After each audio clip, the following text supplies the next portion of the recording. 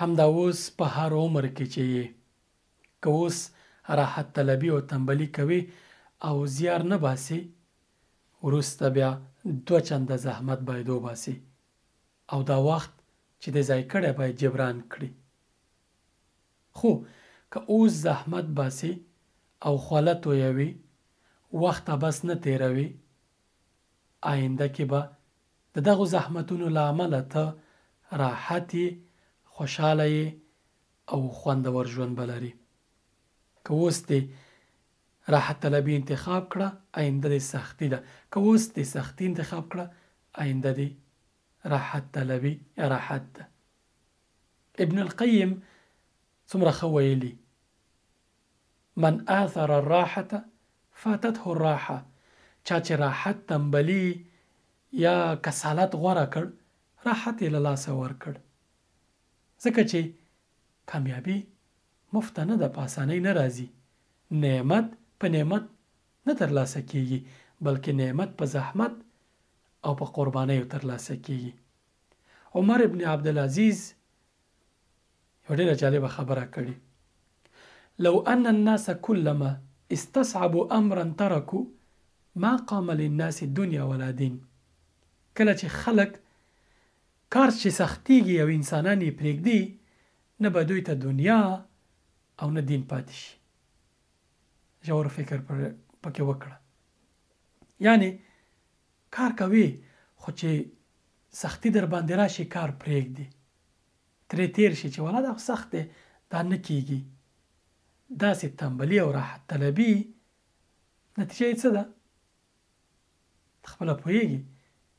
درس کې چې څوک زحمت وباسي هغه کامیابیږي، او که نه وخت یې عبث تیر کړی، مطالعه نه کوي، امتحانونو ته آمادګي نه نیسي، د امتحان په ورځې په مکتب کې یا په ښوونځي کې یا پوهنتون کې کینی او امتحان ورکوي، څوک به کامیابیږي؟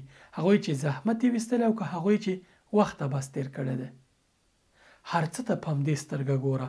کله چې د باندې کارونه سختېدل، همدا ځان ته وایه چې اوس سختي، آینده یې راحت. که اوس راحت، آینده یې زحمت. ته که اوس زحمت وباسي، کله چې د عمر لوړي، ژوند به د هوسا او راحتي، یو څه به دې کړي، بیا به له ثمرې خوند اخلي.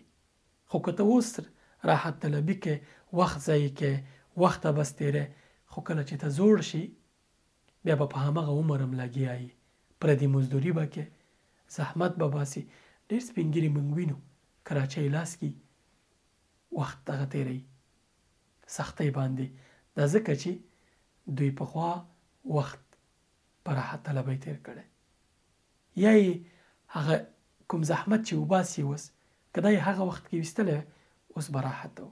استثناءات پکې شته، خو هغوی چې زحمت وباسي، آینده یې ښه ده. هیڅ داسې انسان نشته دی چې بې زحمته دی یو ځای ته رسېدلی، الا ماشاء الله.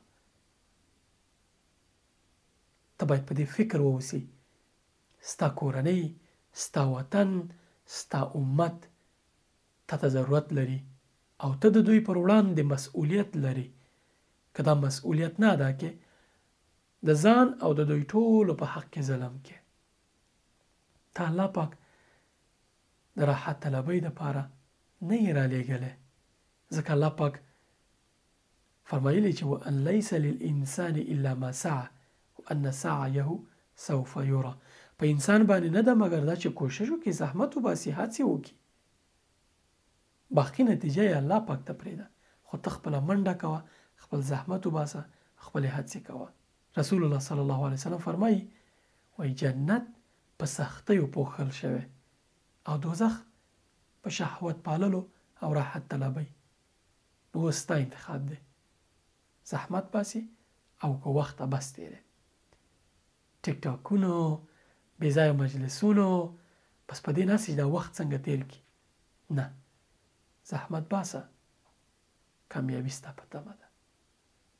السلام علیکم.